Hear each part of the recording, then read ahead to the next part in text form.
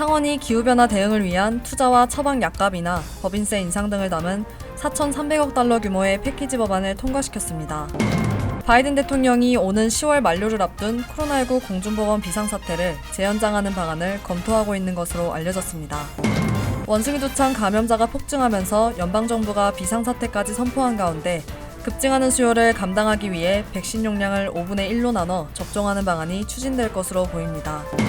텍사스 주지사 그레그 에벗이 망명을 신청한 이민자들을 뉴욕으로 버스를 태워 보내면서 뉴욕시장 에릭 애덤스가 격분했습니다. 뉴욕 경찰이 215만 달러 상당의 보석을 순식간에 훔쳐 달아난 4인조 복면 강도를 상대로 현상금을 걸고 수배령을 내렸습니다. 이상은 이 시각 주요 뉴스입니다.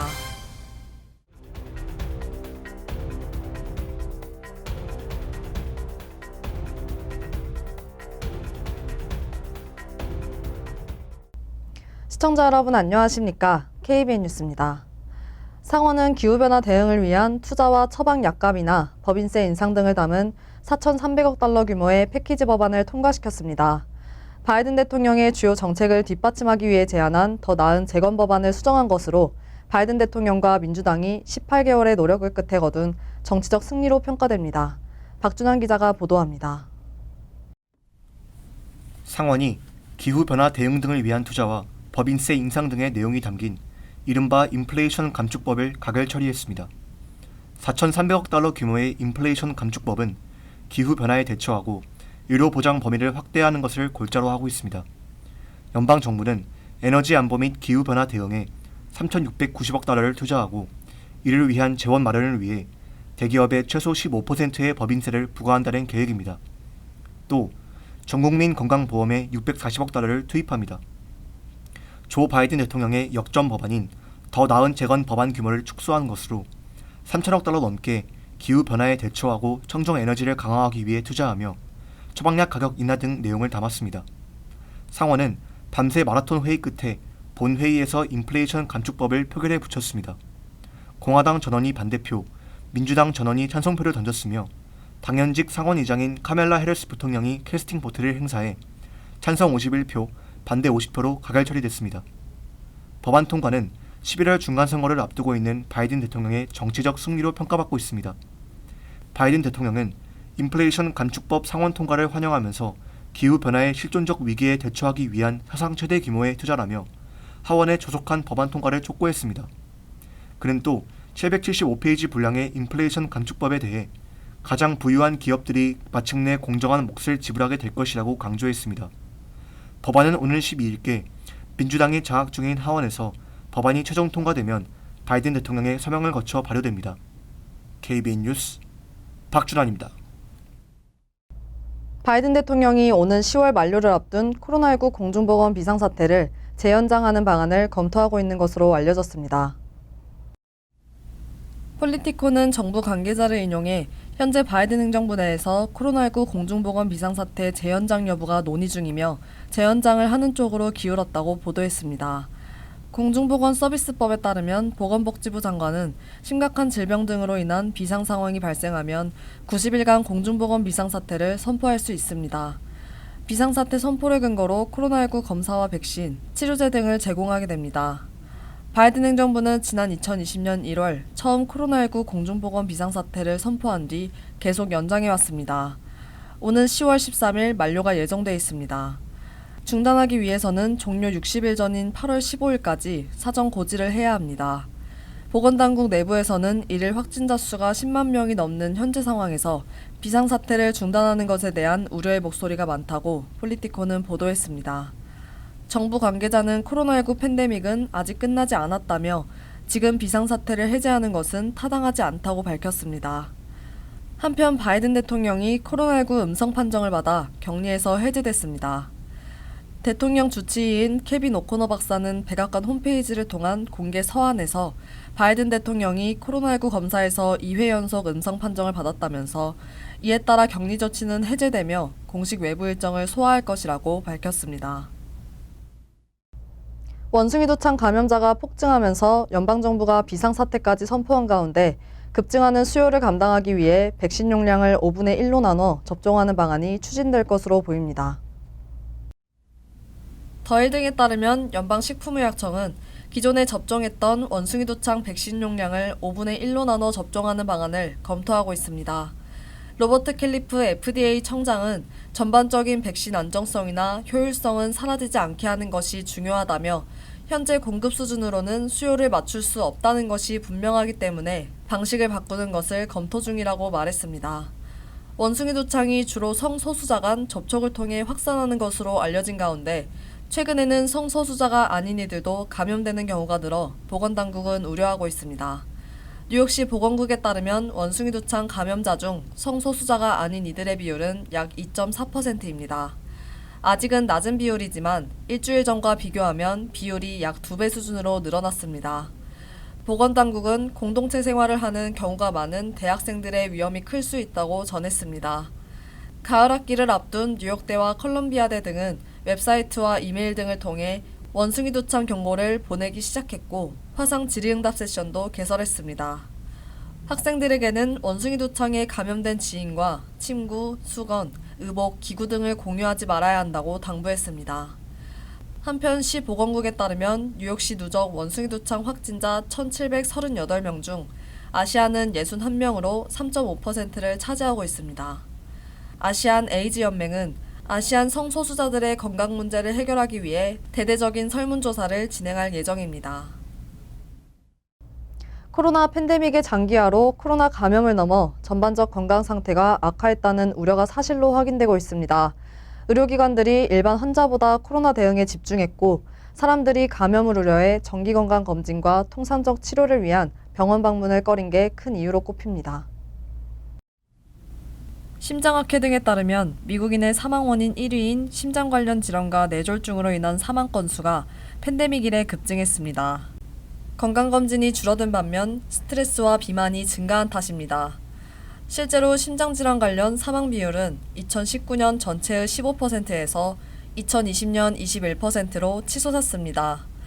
진통제 등 약물 과다 사용과 알코올 중독에 따른 사망은 지난해 10만 7천 건으로 역대 최고치를 기록했습니다. 병원 문턱이 높아지자 저소득층 유색인종의 마약성 진통제 의존과 이에 따른 사망률이 다른 인종보다 더 늘었다는 분석입니다. 전염성 성병도 진료를 제때 받지 못하면서 급증하는 추세입니다. 팬데믹으로 인한 고립과 불안, 우울 등 정신질환은 세계적으로 증가세를 보였습니다. 2020년 정신, 감정적 문제를 겪은 미국 성인은 전년 대비 5.6% 증가했습니다. 특히 학교 폐쇄로 온라인 콘텐츠에 과도하게 노출된 어린이와 청소년, 청년층의 정신질환 증가율은 10% 안팎으로 다른 연령대를 크게 앞질렀습니다. 지난해 질병통제예방센터가 고교생 7,000명을 조사한 결과 3분의 1 이상이 정신건강에 문제가 있는 것으로 파악됐습니다. 총기살인 건수는 2019년에서 2020년 사이 35%나 폭증했습니다. 총기를 이용해 극단적 선택을 한 사례는 팬데믹 전 인구 10만 명당 7명에서 2020년 이후 8명으로 늘어났습니다. 미국 성인 3분의 2가 팬데믹 이후 2년 반 동안 한 번도 치과에 가지 않았다는 설문조사 결과도 나왔습니다. 초기엔 코로나 감염 우려로 이후엔 인플레이션으로 정기검진이나 치료를 미루고 있는 것으로 나타났습니다. 텍사스 주지사 그레그 에벗이 망명을 신청한 이민자들을 뉴욕으로 버스를 태워 보내면서 뉴욕시장 에릭 애덤스가 격분했습니다. 박준환 기자의 보도입니다. 에릭 애덤스 뉴욕시장이 어제 텍사스에서 도착한 망명 신청자들을 맞이하기 위해 방문한 버스터미널에서 텍사스 주지사가 정말 끔찍한 일을 하고 있다고 비판했습니다. 애덤스 시장은 이민자들의 망명 희망지가 뉴욕이 아닌 곳이어도 그들은 강제로 뉴욕행 버스에 태워지고 있다며 박해를 피해온 사람들에게 항상 열려있는 이 나라를 생각하면 텍사스 주지사가 한 일은 상상도 할 수 없다고 비난했습니다. 텍사스 에벗 주지사는 재난관리국에 지난 4월부터 수천 명의 망명 신청자들을 뉴욕과 워싱턴 DC로 보내기 위해 전세버스를 마련할 것을 명령했습니다. 이민자 정책에 반대하는 공화당 정치인 에벗은 성명에서 바이든 대통령이 국경 개방 정책으로 인한 위기를 계속 인정하지 않기 때문에 텍사스주는 우리 지역사회를 안전하게 지키기 위해 전례 없는 조치를 취해야 했다고 밝혔습니다. 뉴욕시는 지난 5월 말 이후 4천 명의 망명 신청자가 대피소 시스템에 새로 이름을 올린 것으로 추산했습니다. 텍사스에서 3일간 달려온 버스는 어제 아침 14명의 이민자를 터미널에 내려줬습니다. 애덤스는 40명 정도가 올 것으로 예상했으나 나머지 인원은 다른 정류장에서 내린 것으로 보인다고 말했습니다. 애덤스 시장은 망명 신청자들의 유입을 처리하기 위해 연방정부의 원조를 거듭 요청했습니다. KBN 뉴스 박준환입니다. 연방 대법원이 여성의 낙태권을 확립한 로데웨이드 판결을 뒤집은 이후 보수 성향이 강한 인디애나주가 최초로 낙태금지법을 통과시켰습니다. 지난 5일 에릭 홀콤 인디애나 주지사는 대부분의 낙태를 금지하는 법안에 서명했습니다. 법안은 앞서 공화당이 다수인 주 상하원에서 통과됐고 주지사가 이를 바로 승인함에 따라 내달 15일 시행될 예정입니다.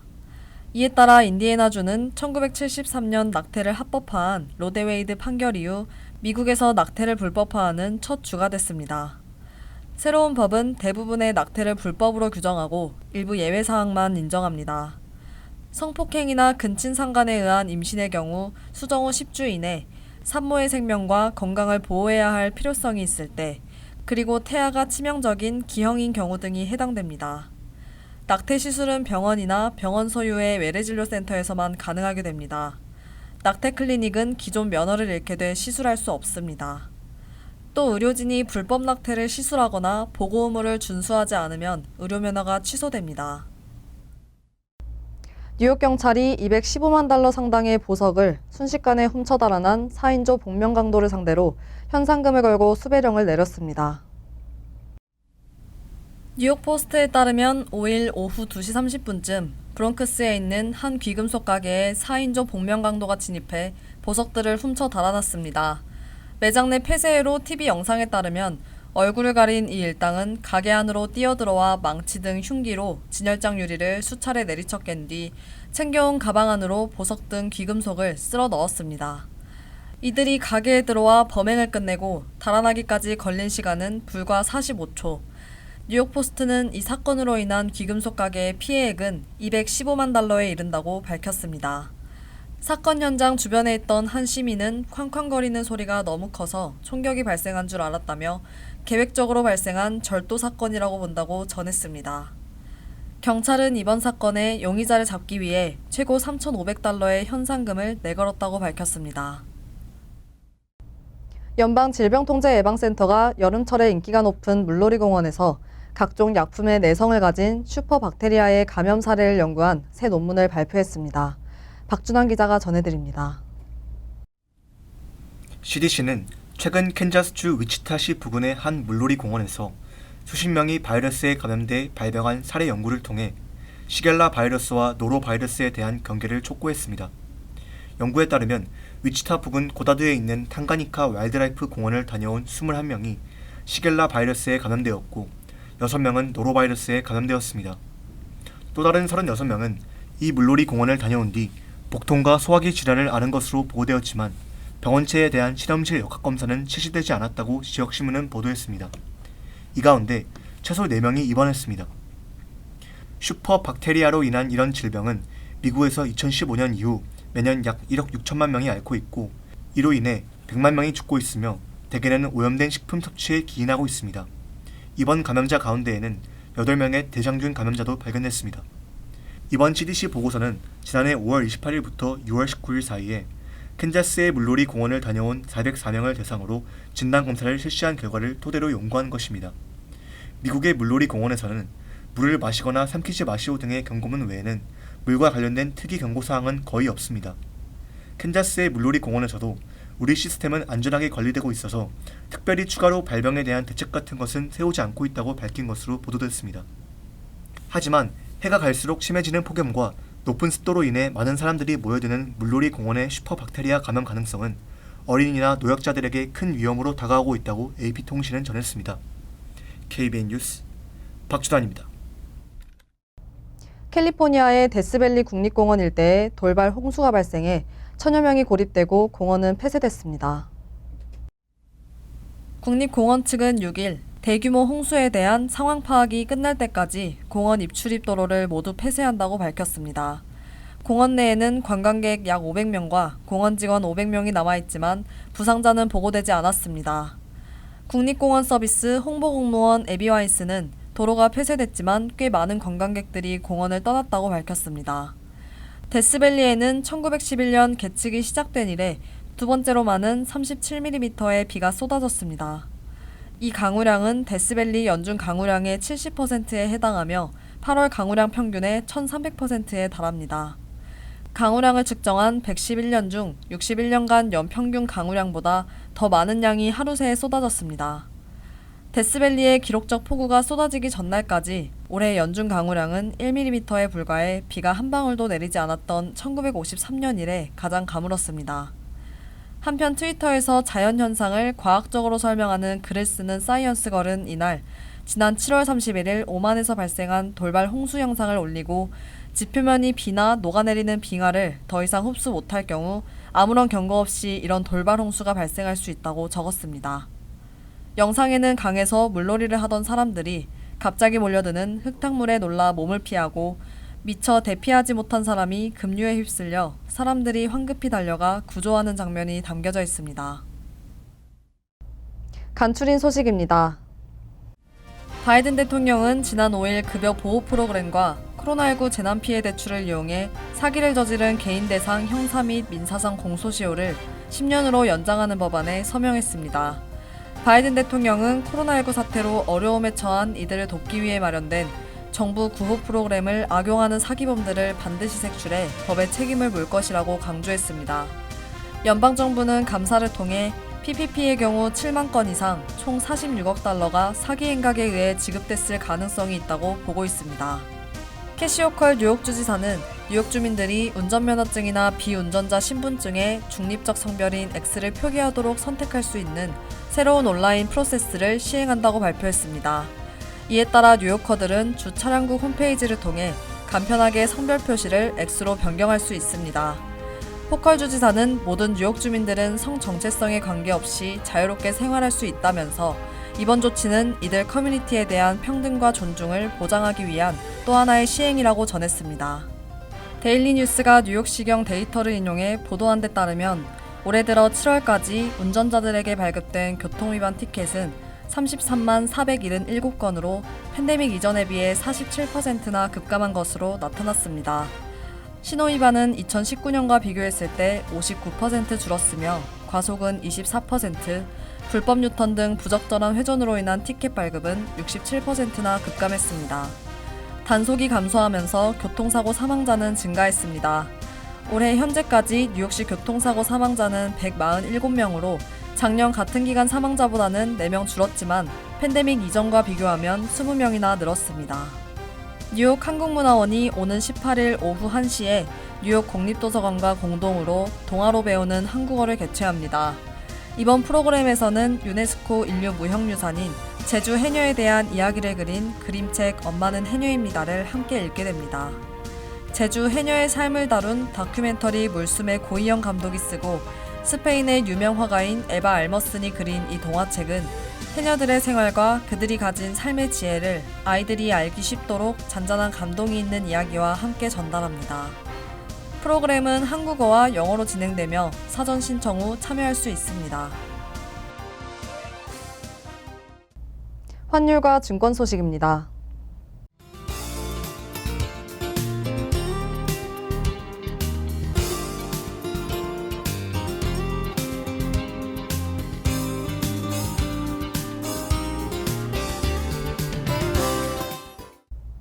이어서 날씨입니다. 화요일은 대체로 흐린 가운데 천둥 번개를 동반한 소나기 내릴 가능성이 있습니다.